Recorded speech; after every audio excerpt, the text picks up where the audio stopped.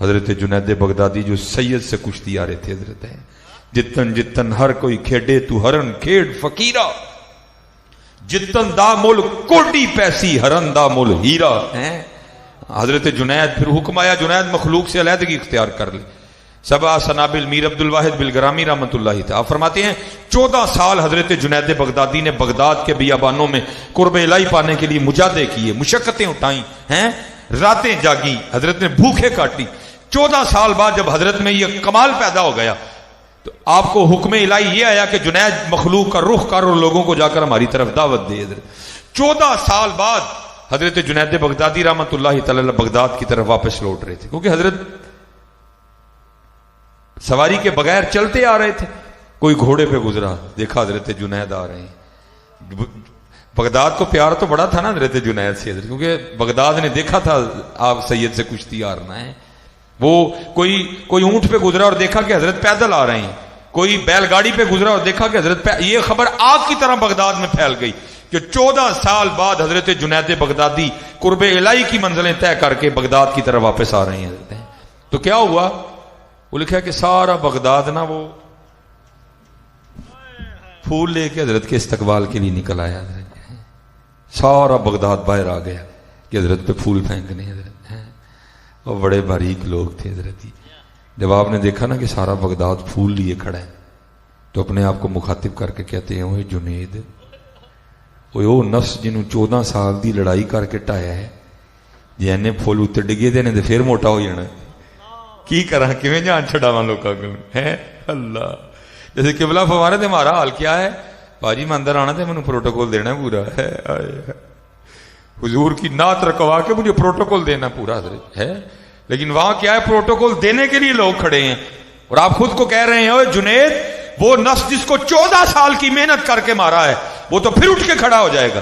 اللہ حضرت یہ ان کی باریکی تھی، یہ ان کا تقویٰ تھا، وہ اپنے نفس کو اس قدر زیادہ پاک کر چکے تھے کہ پھول پھینکنے سے کوئی فرق نہیں پڑتا تھا ان لوگوں کو، لیکن یہ تقویٰ تھا ان لوگوں کا حضرت۔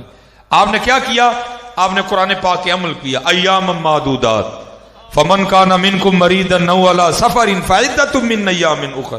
آپ کو رخصت تھی، آپ مسافر تھے، ابھی آپ بغداد میں نہیں آئے تھے۔ آپ نے کیا کیا؟ اس آیا مبارکہ پر عمل کرتے ہوئے اپنی جیب سے جو کی روٹی کا ایک خشک نوالا نکالا اور آپ نے اسے چبانا شروع کر دیا۔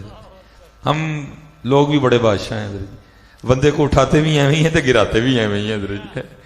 وہ کسی کی اس جانب توجہ نہیں گئی کہ حضرت تو مسافر ہیں، کو ہم حسن ظن نہیں رکھ لیں۔ وہ لوگوں نے آپس میں باتیں شروع کر دیں، بھائی یہ جنید کیا کر کے ہیں، 14 سال روزہ ہی نہیں رکھا کوئی۔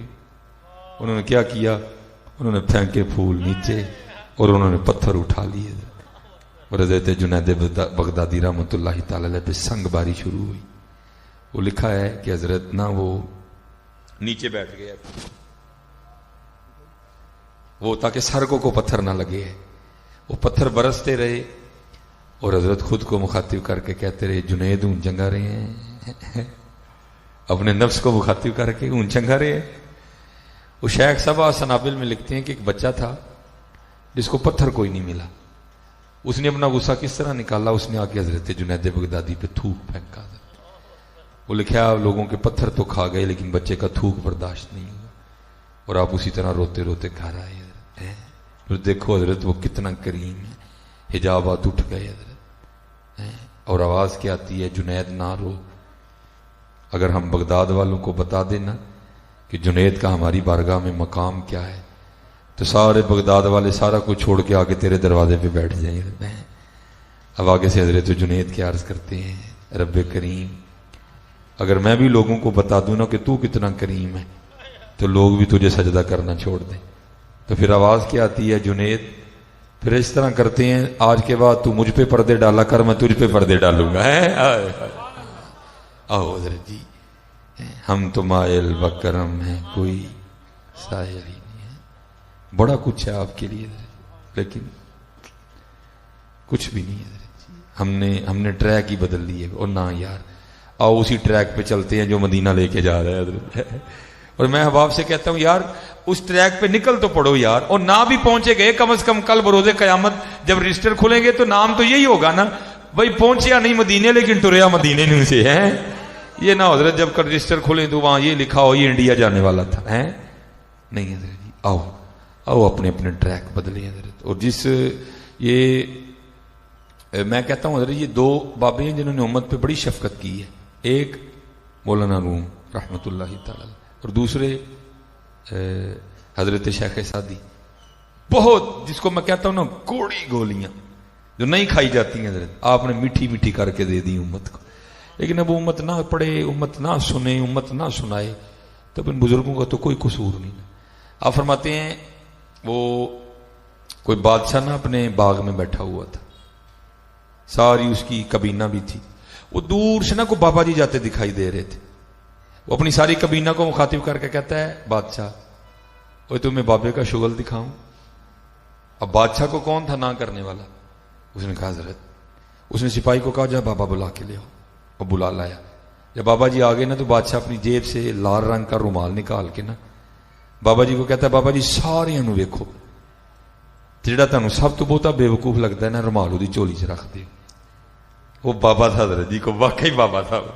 اس نے کیا کیا سب پہ ایک ایک نظر ڈالی اور رومال اپنی جیب میں ڈال کے نا واپس چلا گیا.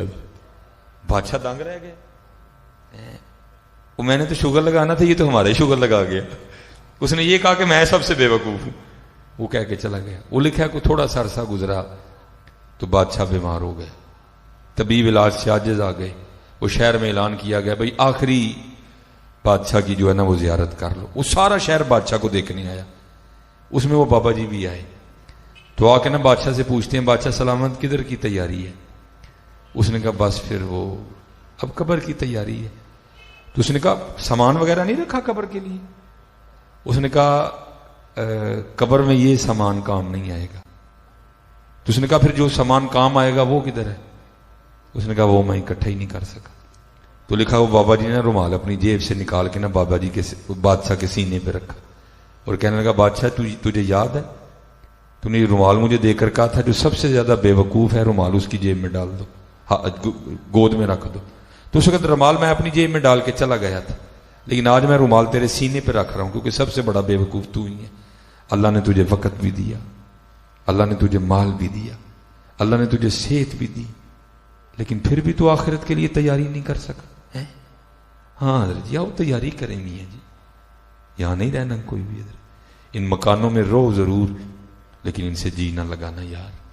ان گاڑیوں میں بیٹھو ضرور لیکن ان سے جی نہ لگانا یار. ہاں پیسے کماؤ ضرور لیکن پیسے کمانے کو کمال نہ سمجھ بیٹھنا. پیسے کمانے کو اپنی زندگی کا مقصد نہ سمجھ بیٹھنا. نہیں, مقصد اللہ اور اللہ کا رسول ہے حضرت جی. یہ ضروریات ہیں حضرت جی. اور حضرت جی اگر اس کو ضرورت رہنے دو گے تو زندگی سوکھی گزرے گی. اگر اس کو مقصد بنا لیا تو بڑا مشکل ہو جائے گا حضرت. پھر مولانا روم رحمت اللہ اسی انداز پہ یہ پہلے یہ ہے پھر یہ ہے پھر اس کے بعد تیسری ہے, میں تینوں سناؤں گا حضرت. اسی انداز پہ پھر مولانا لکھتے ہیں فرماتے ہیں کہ کوئی بادشاہ اسی طرح اپنے باغ میں بیٹھا ہوا تھا. بارش برسی سی, بڑی ٹھنڈی سی ہوا چل رہی تھی. بادشاہ بیٹھا موسم سے لطف اندوز ہو رہا تھا. اس کو دور سے نا ایک فقیر جاتا دکھائی دیا مولانا روم جس کے ہاتھ میں کاسا تھا, کاسا گدائی. وہ پیچھے جو سپاہی کھڑا تھا نا ننگی تلوار لی, اس کو کہتا ہے یہ دور جاتا تجھے فقیر دکھائی دے رہا ہے, مجھے دکھائی دے رہا ہے, تجھے بھی دکھائی دے رہا ہے؟ اس نے کہا ہاں. اس نے کہا جا اس کو بلا کے لا, بڈھا بندہ ہے منگنڈے آئے, میرا دل کردا ہے دی فقیری نو امیری سے بدل دیا.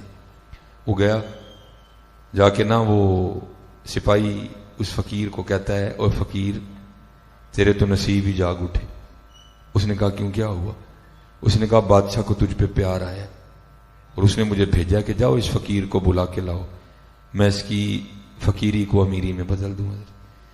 حضرت جی ہے اوکھا پینڈا فقیری والا لیکن مزہ بڑا جی. حضرت جی حضور نبی علیہ السلام نے فرمایا میری امت کے فقیر میری امت کے امیروں سے 500 سال پہلے جنت میں جائیں گے. ان لوگوں کو پتا تھا کہ فقیری میں کیا کمال ہے, اس لیے انہوں نے اپنی فقیری نہیں دی کسی کو بھی. وہ فقیر بھی وہ فقیر نہیں تھا. ایک فقیر ہوتا ہے دنیا کا فقیر, لیکن ایک فقیر ہوتا ہے اللہ اور اللہ کے رسول کا فقیر. وہ اللہ اور اللہ کے رسول کا فقیر تھا, دنیا کا فقیر نہیں تھا. جس کے لیے غالب نے بھی لکھا تھا بدل کر بھیس فقیروں کا غالب تماشا اہل کرم دیکھتے ہیں. میں نے اپنی زندگی میں صرف ایک فقیر دیکھا ابھی تک اس طرح کا, میں آپ کے لاہور تقریر کرنے آ رہا تھا، میرے پاس مہران ہوتی تھی.